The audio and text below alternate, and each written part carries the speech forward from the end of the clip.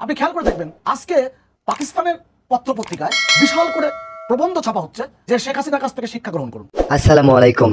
আশা করি সবাই খুব ভালো আছেন। গত 5 আগস্ট স্বৈরাচারী শাসকের পতনের পর নতুন করে স্বাধীনতা পেয়েছে বাংলাদেশ। নতুন করে ঘুরে দাঁড়ানোর চেষ্টা করছে বাংলাদেশ। হাসিনার এই পতনের পর উঠে আসে তার রেখে যাওয়া চেলাফেলাদের নানান রকম দুর্নীতি, যারা দেশের গুরুত্বপূর্ণ জায়গার দায়িত্ব পেয়ে সবকিছু লুট করে দেশ থেকে পাচার করে দিয়েছে। আজকের এই ভিডিওতে থাকছে আওয়ামী লীগ শাসনামলে হাসিনার সেরা 10 দুর্নীতিবাজ ব্যক্তি, যারা দেশটাকে লুটপাট করে দেউলিয়ার দিকে নিয়ে গেছে, যারা পুরো দেশটাকে একেবারে শেষ করে দিয়েছে, যাদের কারণে দেশের সাধারণ মানুষ এতদিন মুখ খুলতে পারেনি, যাদের কারণে দেশে অরাজকতা সৃষ্টি হয়েছে। আজকের এই ভিডিওতে আমরা এমন কয়েকজন উপর মহলের দুর্নীতিবাজদের দেখাবো, যাদের আপনার চিনে রাখা উচিত এবং প্রশাসনের উচিত এই ব্যক্তিদের উপযুক্ত একটা শাস্তির ব্যবস্থা করা। যারা পলাতক রয়েছে যেভাবেই হোক তাদের দেশে ফিরিয়ে আনা। হাসিনার পালিত এসব চেলারা এতটাই দুর্নীতিবাজ ছিল যে এদের এক একজন প্রতিদিন কোটি টাকা কামাতো। চলুন আজ তাদের মুখোশ উন্মোচন করি।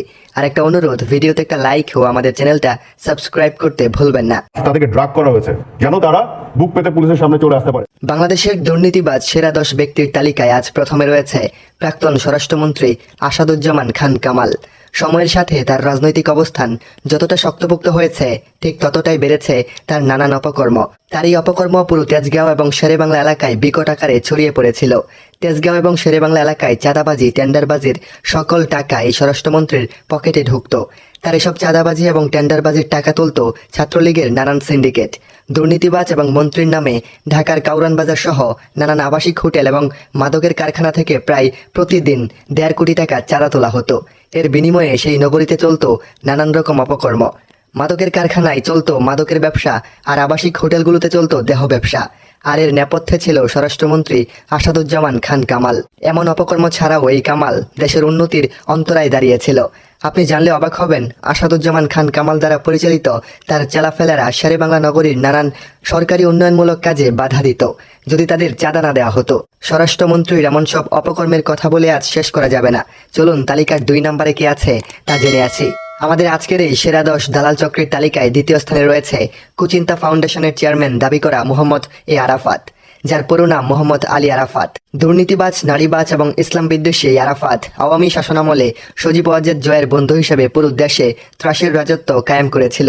মোহাম্মদ এ আরাফাত ছিল প্রচুর নারী লিপ্স এক অমানুষ, যিনি নরসিংদীর বিখ্যাত ডাইনি পাপিয়ার একজন নিয়মিত কাস্টমার ছিলেন। এছাড়াও তিনি ভারতের এক নারীকে বিবাহ করে কিছুদিন পর তার ডিভোর্স হয়ে যায়, যার কারণ হিসেবে ওই শিব নারী ডিভোর্স পেপারে উল্লেখ করেন মোহাম্মদ এ আরাফাত শারীরিক মিলনে অক্ষম এবং সে বহু নারীতে আসক্ত।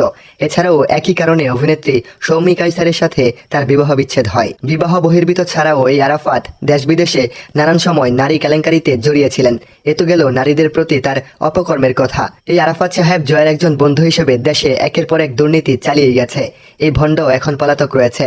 প্রশাসনকে অনুরোধ করব খুব শীঘ্রই যেন তাকে ধরার ব্যবস্থা করে। আমাদের আজকের তালিকার 3 নম্বর দালাল হলো আওয়ামী লীগের হয়ে টকশোতে গলাবাজি করা দুর্নীতিবাজ সুভাষ সিংহ রায়। সুভাষ সিংহ বিজেপি এবং এসএস এর এজেন্ট হিসেবে বাংলাদেশের রাজনীতিতে অনুপ্রবেশ করে। সুভাষ সিংহ সোনালী ব্যাংকের জয় বাংলা করে দিয়েছেন, সেটা হয়তো আপনারা সবাই জানেন। এই বাটপার এত জঘন্যতম মিথ্যাচারী করত যে তার বিশ্লেষণ করতে গেলে শেষ হবে না। সুভাষ সিংহ রায় হাসিনার দৃষ্টি আকর্ষণ করার জন্য নানান টকশোতে মিথ্যে ছড়িয়ে জনগণকে বিব্রত করতেন। সেই মিথ্যা এতটা জঘন্য হতো যে যেটা বিপক্ষ দলের কারো মেনে নেওয়া কষ্টসাধ্য হতো। এভাবে মিথ্যাচার করে তিনি হাসিনার খুব নিকটে চলে যান। এছাড়া এই সুভাষ সিংহের বিরাট এক কেলেঙ্কারির কথা হয়তো জনগণ আজও ভোলেনি। হলমার্ক গ্রুপের 3500 কোটি টাকা তিনি নিজের নামে সরিয়ে ফেলেছিলেন। পরে এর দায়ভার অন্য এক ব্যক্তির উপর চাপিয়ে দেওয়া হয়। চাপাবাজ আওয়ামী এই দালালের চরম একটা শাস্তি হওয়া দরকার। আমাদের তালিকার 4 নম্বরে রয়েছে দেশের কুখ্যাত গোপালী লাঠিয়াল সাবেক আইজিপি বেনজির আহমেদ। কুখ্যাত সন্ত্রাস তার পুলিশ ক্যারিয়ারে দেশের যে পরিমাণ সম্পদ লুট করে গেছেন তা সারা দেশের পুলিশ অফিসারদের সারা জীবনের বেতনের সমান। দুদকের নথি অনুযায়ী পুলিশ ও র্যাপিড অ্যাকশন ব্যাটালিয়ন র্যাব প্রধান থাকাকালে সাবেক আইজিপি ও তার পরিবারের সদস্যরা তাদের এলাকায় প্রায় সব জমি কিনে নেন। দুদকের নথিতে দেখা যায় বেনজির ও তার পরিবার 83টি দলিলের মাধ্যমে 114 একর জমি কিনেছিলেন। নথি অনুযায়ী বেনজির পুলিশের মহাপরিদর্শক ও র্যাবের মহাপরিচালকের দায়িত্ব পালনকালে মোট 112 একর জমি কিনেছিলেন। আইজিপি থাকাকালে 2020 থেকে 2022 সাল পর্যন্ত 50টি দলিল করে 63.97 একর জমি কিনেন তারা। এছাড়া র্যাবের মহাপরিচালকের হিসাবে দায়িত্ব পালনকালে 2016 থেকে 2019 সালের মধ্যে 27টি দলিল করে 48.15 একর জমি কেনেন। দুদক আরও জানতে পেরেছে যে 2014 সালে ঢাকা মেট্রোপলিটন পুলিশ কমিশনার থাকাকালে 5টি দলিলের মাধ্যমে 1.75 একর জমি অধিগ্রহণ করে তার পরিবার, যার বেশিরভাগ জমি তার স্ত্রী জিসান মির্জার নামে রেজিস্ট্রি করা হয়েছিল। একজন পুলিশ অফিসারের এত বিশাল পরিমাণ সম্পদের পাহাড় বলে দেয় তিনি কি পরিমাণ দুর্নীতিবাজ ছিলেন। প্রশাসনের উচিত তাকে দ্রুত দেশে ফেরত আনা এবং তার শাস্তির একটা ব্যবস্থা করা। আমাদের আজকের তালিকার 5 নম্বরে রয়েছে চরম মিথ্যাবাদী দুর্নীতিবাজ ব্যক্তি মেয়র আতিক সাহেব। আওয়ামী লীগের হয়ে তিনি ঢাকা উত্তর সিটির মেয়র হিসেবে নির্বাচিত ছিলেন, আর সেটাও তিনি দুর্নীতি করেই নির্বাচিত হয়েছেন। চরম মিথ্যাবাদী নাটকবাজ এই ব্যক্তি নির্বাচনের আগে মানুষের ধারে ধারে ঘুরে মানুষদের নিজের হাতে চা বানিয়ে খাইয়েছিল, কিন্তু নির্বাচনের পর তাকে আর দেখা যায়নি। তিনি নির্বাচনের আগে বলেছিলেন প্রতি বছর তিনি তার সম্পদের হিসাব দেখাবেন, কিন্তু নির্বাচনের পর সেই কথার কোনো মূল্যই ছিল না। মেয়র আতিক সাহেব ছিলেন চরম ভণ্ড, বিদেশ ভ্রমণ পিপাসু এক ব্যক্তি, যিনি দেশের সম্পদ অপচয় করে তার দলবহল নিয়ে কিছুদিন পর পর বিদেশ ভ্রমণে বেরিয়ে পড়তেন। আমাদের লিস্টের 6 নম্বরে রয়েছে দুর্নীতিবাজ পুলিশ অফিসার জনাব ডিবি হারুন সাহেব। স্বৈরাচারী শাসক শেখ হাসিনার পালিত সবচেয়ে নিকৃষ্ট প্রাণী হচ্ছে ডিবি হারুন। এই ডিবি হারুন জনগণের পক্ষে কোনো কাজ না করে সে আওয়ামী লীগের হয়ে কাজ করে গেছেন, এবং হাসিনা যখনই তাকে কাউকে ধরে আনার নির্দেশ দিয়েছে তখনই তাকে আয়না ঘরে এনে চরম নির্যাতন করেছে। আওয়ামী লীগ ক্ষমতায় থাকা অবস্থায় নির্বাচন চলাকালীন সময়ে এই হারুন দেশের সকল বড় বড় নেতাদের ধরে এনে তার আস্তানায় বন্দী করে রাখত, অথচ তাদের নামে কোনো মামলা ছিল না। এরা নিজেরাই সব রকম নাটক সাজাতো। ডিবি হারুন জনগণের বিশ্বাস নিয়ে এতদিন খেলা করেছে, তাকে উপযুক্ত একটা শাস্তি দেওয়া দরকার। আমাদের তালিকার 7 নম্বরে স্থান পেয়েছে ইসলাম বিদ্বেষী ভারতীয় র এজেন্ট দুর্নীতিবাজ বিপ্লব কুমার সরকার। এই বিপ্লব কুমার সরকার সম্ভবত প্রথম কোনো হিন্দু ধর্মাবলম্বী ব্যক্তি যিনি বাংলাদেশ পুলিশের কোনো গুরুত্বপূর্ণ পদে উন্নীত হয়েছেন। ভারতের গোয়েন্দা বাহিনীর হয়ে দালালি করা এই বিপ্লব কুমার তার ক্যারিয়ারে বহু অপকর্মে জড়িত ছিলেন। তিনি ছিলেন হিন্দুদের আশীর্বাদ স্বরূপ এক দালাল এবং মুসলিমের জন্য খুবই জঘন্য এক ব্যক্তি। পুলিশের এমন গুরুত্বপূর্ণ স্থানে নিজেকে আনার জন্য এই বিপ্লব কুমার তার ক্যারিয়ারের নানান সময় নানান অপকর্মে লিপ্ত ছিলেন। হাসিনার নজর কাড়ার জন্য তিনি বিরোধী দলের ত্রাসে পরিণত হয়েছিলেন। এই দালালের ভয়ঙ্কর শাস্তি দেখতে চাই। আমাদের তালিকার 8 নম্বরে রয়েছে সুপ্রিম কোর্টের সাবেক বিচারপতি দুর্নীতিবাজ শামসুদ্দিন চৌধুরী মানিক। এই মানিক হলেন আওয়ামী লীগের সবচেয়ে জঘন্যতম এক চাপাবাজ। কোনো টকশোতে বসলে মানিককে চাপাবাজি করতে দেখা যায়। তিনি তার চাপার জুড়ে যেভাবেই হোক হাসিনাকে সেরা প্রমাণ করতেই চাইবে।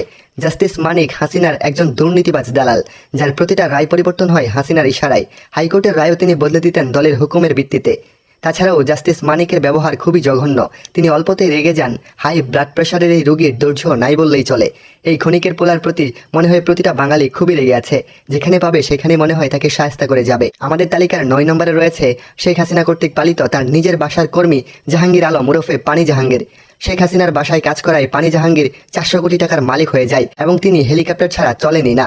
একবার ভাবুন, হাসিনার বাসার একজন কর্মী যদি 400 কোটি টাকার মালিক হয়, তাহলে হাসিনার এমপি মন্ত্রীরা কি পরিমাণ টাকা হাতিয়ে নিয়েছে বিগত দিনগুলোতে তা কি আন্দাজ করা যায়? আমাদের আজকের তালিকার একদম শেষে রয়েছে আওয়ামী লীগের একজন জাতীয় বাটপার চাপাবাজ, যার নাম হলো ওবায়দুল কাদের। এই সাহেব হলো শেখ হাসিনার পাঁচটা দালাল। তিনি নানা টকশোতে কিংবা কোনো আলোচনা সভায় হুদাই কাকা করত। দুর্নীতিবাজ এই কাদের সাহেব ক্ষমতায় থাকা অবস্থায় অনেক অহংকার করে গেছে। তিনি নানান সময় বিরোধী দলের লোকদের নানান কটু কথা বলে উত্তেজনা বাড়িয়ে দিত। তার কথা যদিও মুখ দিয়ে বের হতো না, তবু কাকা করেই যেতেন। তিনি নানান অহংকারের পরে নিজের অস্তিত্বের কথা ভুলে গিয়েছিল, কিন্তু আজ তিনি রোহিঙ্গা হয়ে দেশ বিদেশে আত্মগোপনে রয়েছেন। প্রিয় দর্শক, দেশের সেরা 10 দুর্নীতিবাজের এই তালিকা আজ এখানেই শেষ হচ্ছে। লিস্টের কোন বাটপারের নাম বাদ পড়ে গেছে অবশ্যই কমেন্টে জানিয়ে দেবেন। দেখা হচ্ছে পরের কোনো ভিডিওতে। সবাই ভালো থাকুন, সুস্থ থাকুন। ধন্যবাদ।